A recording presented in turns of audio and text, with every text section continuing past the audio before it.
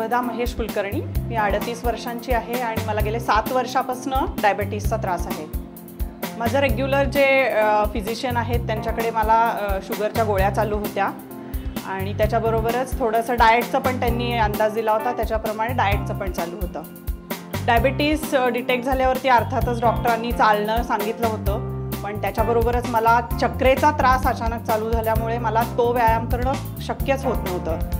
बाहेर जाणंही शक्य नव्हतं कारण कॉन्फिडन्स गेलेला होता आणि चक्कर येत असल्यामुळे इतरही कोणताही व्यायाम करणं मला शक्य नव्हतं. त्याच्यामुळे शुगर अशीही शूट होत होती आणि डाएटच्या संदर्भात सांगायचं झालं तर तेही कन्सिस्टंटली केलं जात नव्हतं. चक्रेशी संदर्भात सर्व टेस्ट करून झाल्या की कानाशी बॅलन्सच्या ह्याच्याशी काही संबंध आहे का, मानेचे सगळे हे करून झाले, हिमोग्लोबिन चेक करून झालं, परंतु या सर्व ह्याच्यामध्ये कोणताही वेगळा असा काही त्याच्यातनं निष्कर्ष निघाला नाही.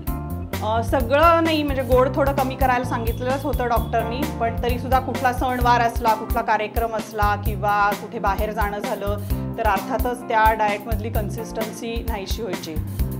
न्यूजपेपरमध्ये मी वृषालीच्या या डायबिटीसच्या कंट्रोलबद्दल आणि रिव्हर्सलबद्दल वाचलं आणि त्याच्यातूनच मी गेले. सुरुवातीला जेव्हा गेले तेव्हा व्यायाम करण्याकरता स्टॅमिना खूप कमी पडत होता, त्याच्यामुळे अर्थातच डाएट खूप जास्त वाढवण्यात आलं. जवळजवळ मी दिवसाला 6 पोळ्या खात होते, जे मी कधीच आजपर्यंत खाल्लेल्या नव्हत्या. पहिल्या 15 दिवसामध्ये एवढं डाएट वाढल्यानंतर अर्थातच पहिल्या 15 दिवसानंतरची शुगर ही खूप नेहमीपेक्षा किंवा नेहमीसारखीच जवळजवळ 175 फास्टिंग आणि 202 PP अशी आली आणि त्याच्यामुळे पहिल्यांदा खूपच भीती वाटली की पुन्हा आपलं आधीचं जसं आहे तसंच पुढे नेहमी असाच रिझल्ट येत राहणार का काय. अर्थातच डिप्रेशन आलं होतं कारण जेव्हा शुगरचे आकडे बघितले तेव्हा ते आधीच्या रिझल्टपेक्षा काहीच वेगळे नव्हते. त्याच्यामुळे डिप्रेशन तर आलंच, पण मॅडमचा विश्वास जो त्यांनी दाखवला की नाही हे असंच कंटिन्यू कर किंवा थोडेसे व्यायामामधला मी जो चेंज सांगेन तो केलास तर अगदी व्यवस्थित पुढचा रिपोर्ट येईल, हे त्यांचं जे सांगणं होतं त्याच्यावर पूर्ण विश्वास ठेवून केलं आणि त्याच्यामुळे खरोखरीच त्याच्या पुढच्या रिपोर्टप्रमाणे आणि अगदी 15 दिवसाचा फरक ठेवून सुद्धा मला नक्की त्याच्यानंतरचे सर्व रिपोर्ट्स हे नॉर्मल मिळाले. 100% ह्याच्यात दोन्हीचा संबंध आहे, डायबिटीस कमी होणं आणि उरलेले पूर्ण शरीरावर तुमचा परिणाम नक्कीच होतो, कारण त्याच्यात जो पॅटर्न आहे तो फक्त डायबिटीसशी संबंधित नसून पूर्ण शरीराशी रिलेटेड व्यायाम ह्याच्यामध्ये घेतले जातात. त्याच्यामुळे वजन कमी होणं आणि शुगर नॉर्मल येणं आणि त्याच्याबरोबरच स्टॅमिना वाढणं हे फार महत्त्वाचे तिन्ही गोष्टी एका टाईपच्या व्यायामामध्ये असल्यामुळे अत्यंत उपयोगाचा असा व्यायाम हा मला वाटला. मी माझ्या फिजिशियनशी अगदी पहिल्या दिवसापासून याच्याशी हे दिलेलं होतं, कारण वृषालीमध्ये ह्या प्रोग्रामला एनरोल करायच्या आधी जेव्हा फिटनेस सर्टिफिकेट त्यांनी मागितलं होतं तेव्हा मी माझ्या फिजिशियननाच हे सर्व सांगून व्यवस्थित माहिती जी सांगितली होती वृषालीमध्ये तीच त्यांना सांगून मी त्यांच्याकडनंच फिटनेस सर्टिफिकेट घेतलं होतं. त्याच्यामुळे वेळोवेळी मी मधनं त्यांनाही सांगत होते, पण सुरुवातीला त्यांनी ज्या गोळ्या होत्या त्या त्यांनी सांगितलं की गोळ्या तशाच चालू राहू दे, तू हे पण व्यायाम आणि डाएट हे सुरू केल्यानंतर आपण जे काय रिझल्ट येतील त्याच्याप्रमाणे आपण गोळ्यांमध्ये कमी जास्त किंवा काय जो काय फरक करायचा आहे तो आपण करूया म्हणून.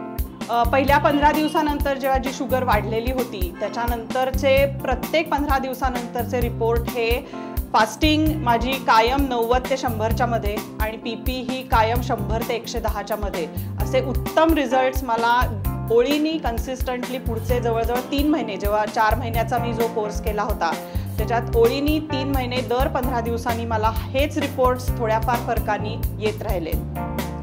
वेट लॉस माझं साधारण 4 ते 4.25 किलो वेट लॉस झाला. माझं आधीचं वजन होतं 62 kgs आणि मी जेव्हा प्रोग्राम एंड केला तेव्हा 58.1 असं काहीतरी वजन होतं आणि इंच लॉस जवळजवळ 40 इंचाचा लॉस झाला. 6 वेगवेगळे बॉडी पार्ट्स जे आहेत त्याच्या सगळ्याचे मिळून.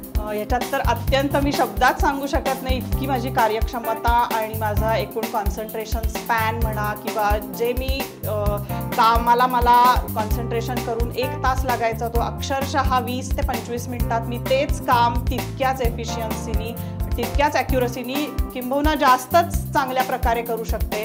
मला माझ्या व्यवसायासाठी बाहेर खरेदी करायला अनेक वेळेला जायला लागायचं, जिकडे मला ओळीनी जेव्हा आपण खरेदी करायला जातो तेव्हा 3-4 तास तुम्हाला एक ओळीनी एक संध 50 वस्तू वेगळ्या वेगळ्या पाहून तुम्हाला त्याच्यातनं खरेदी करायची असते. पण पूर्वीचा अनुभव असा होता की दर 1 तास 1.5 तासांनी माझ्या शुगरमध्ये फ्लक्च्युएशन येऊन मला ते मध्येच अर्धवट सोडून द्यायला लागायचं. बाहेर प्रवासाला जायचं म्हटलं तरीसुद्धा मी कधीही जाऊ शकले नव्हते. परंतु आज ह्या सगळं हे झाल्यामुळे, कॉन्फिडन्स माझा वाढल्यामुळे मी हे सर्व माझी कामं सुरळीतपणे आणि एकसंधपणे करू शकते, ज्याच्यामुळे माझ्या व्यवसायात अत्यंत मला त्याचा उपयोग झालेला आहे. आपल्याला मधुमेह झाला आहे हे झाल्यावर, हे कळल्यावरती प्रत्येक मधुमेहाला एक डिप्रेशन येतं. हे नॅचरल आहे की मी असं म्हणणार नाही की मला आलं नव्हतं वगैरे, असं मलाही आलं होतं. पण त्याच्यातनं योग्य तो मार्ग जर का काढायचा असेल तर आपल्याला सहजपणे शक्य आहे, हे मला वृषालीच्या इथे येऊनच कळलं. आजपर्यंत माझाही विश्वास नव्हता. माझं बॅकग्राऊंड सायन्सच्याच मधली मी मास्टर्स डिग्री घेतलेली असल्यामुळे डायबेटीसशी संबंधित सर्व प्लस मायनस पॉईंट्स मला माहिती होते की याचं पुढे जाऊन काय कॉम्प्लिकेशन्स असतात, काय असतात ते. त्याच्यामुळे माझाही विश्वास नव्हता की डायबेटीस हा कधी आपण कंट्रोलमध्ये, इतक्या कंट्रोलमध्ये आणू शकू की आपल्या ह्यानी आपण त्याच्यावरती मात करू शकू.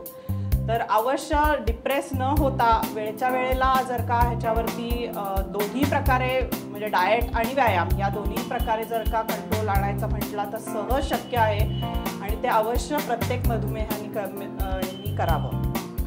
आता शुभदा कुलकर्णी या केस संबंधी मला थोडक्यात माहिती सांगायची की शुभदाने मगाशी सांगितलं तसं की तिला सारखी चक्कर यायला लागली. म्हणजे जेव्हा तिला शुगर डिटेक्ट झाली त्याच्यानंतर काही दिवसांनी तिला अचानक चक्कर यायला लागली. मग तिला वर्टायगो आहे असं वाटून त्याप्रमाणे सगळ्या तिच्या इन्व्हेस्टिगेशन केल्या तर त्याही तिच्या नॉर्मल आहेत असं लक्षात आलं. मग त्यामुळे फक्त आता तिला शुगरच्या गोळ्या, जेव्हा ती माझ्याकडे आली तेव्हा तिला फक्त शुगरच्या गोळ्या चालू होत्या.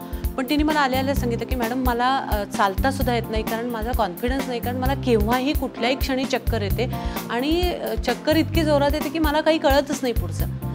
मग मी सगळे रिपोर्ट बघितले तेव्हा मला लक्षात आलं की रिपोर्ट तर नॉर्मल आहेत, वर्टायगोचा प्रॉब्लेम नाही आहे काना, म्हणजे ह्याचा तर फ्लुईडही कमी झालेलं नाही कानामागचं, तर मग हिला काय प्रॉब्लेम आहे बाबा. तर मला तिची केस हिस्ट्री घेताना लक्षात आलं की काही घरगुती प्रॉब्लेममुळे तिला हा त्रास होतो आहे.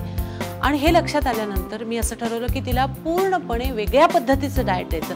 मी तिचा डायबेटीस तिला आहे हे पूर्णपणे बाजूला ठेवलं आणि तिला वेगळा डाएट आणि वेगळं वर्कआउट पूर्णपणे डिझाईन करून दिलं.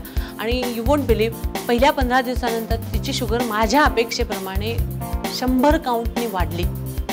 आणि नंतर मला जशी अपेक्षा होती त्याप्रमाणे ती 15 दिवसांनी जो ड्रॉपडाऊन सुरू झाला तो आजपर्यंत, तिने जिम सोडल्यानंतर सुद्धा बरेच दिवस झालेत तरीही तिची शुगर ही कॉन्स्टंट कमी झालेली आहे. तिने जसं सांगितलं की पोस्टप्रँडियल आणि म्हणजे PP आणि फास्टिंग या दोन्ही शुगर तिच्या 96 आणि 95 या रेंजमध्ये असतात. आता मला सांगा की तुम्ही जर प्रत्येक व्यक्तीला तोच क्रायटेरिया लावलात की सकाळी म्हणजे डायबेटीस आहे म्हटल्यानंतर सकाळी चहा आणि 2 मारी बिस्किटं, त्याच्यानंतर नाश्त्याला 1 डिश पोहे किंवा उपीट, जेवताना 1.5 फुलका किंवा 2 फुलके किंवा 1 पोळी, 1 भाजी आणि 1 सॅलड आणि वरण आणि 1 टेबलस्पून राईस, पुन्हा संध्याकाळी चुरमुऱ्याचा चिवडा आणि रात्री सेम डाएट. मला सांगा हो, कुठल्याही व्यक्तीला कितीही वर्ष तुम्ही जर असंच डाएट दिलं तर ती व्यक्ती इरिटेट होते. बरं एवढं करून शुगर कमी होतीये का? तर नाही होत आहे. वेळेला 40 दिवसात 40 मिनिटाच्या रोजच्या वर्कआउटवर मी जर एक महिन्यामध्ये जर शुगर ड्रॉपडाऊन करून दाखवते आहे तर मला असं वाटतं की हा काहीतरी वेगळा वर्कआउट आणि हे डाएट हे सुद्धा वेगळं आहे. कारण नुसतं कार्बोहायड्रेट्सचा इंटेक कमी करणं किंवा वाढवणं या गोष्टी माझ्यामध्ये किंवा माझ्या विट्रेक्स पॅटर्नमध्ये किंवा स्कॅरेक्स पॅटर्नमध्ये इन्क्लूड आहेत असं नाही आहे. Person to person it can vary. मी प्रत्येक व्यक्तीला तिचे प्रॉब्लेम, तिचं आत्तापर्यंत गेलेलं आयुष्य, म्हणजे आयुष्य कसं गेलेलं आहे त्या बाईच्या चेहऱ्यावर रिफ्लेक्ट होत असतं. तुम्ही जर सगळ्यांना जर सारखं हेच डाएट दिलं तर ती बाई वैतागून दुसऱ्या दिवशी जिम सोडून जाईल. फार तर ती 1 वीक हे डाएट करू शकते. आणि म्हणून मी कुलकर्णीच्या बाबतीत पूर्ण माझा पॅटर्न सगळा बाजूला ठेवला, वेगळ्या पद्धतीने तिला काउन्सिलिंग केलं, वेगळं डाएट दिलं, वेगळा वर्कआउट केला आणि एंड रिझल्ट हा अतिशय सुंदर मिळाला की तिची शुगर ही ॲब्सोल्युटली नॉर्मलला आली आहे आणि ती ह्याच्या पुढेही नॉर्मल राहणार आहे, ह्याची मी गॅरंटी देते. थँक्यू.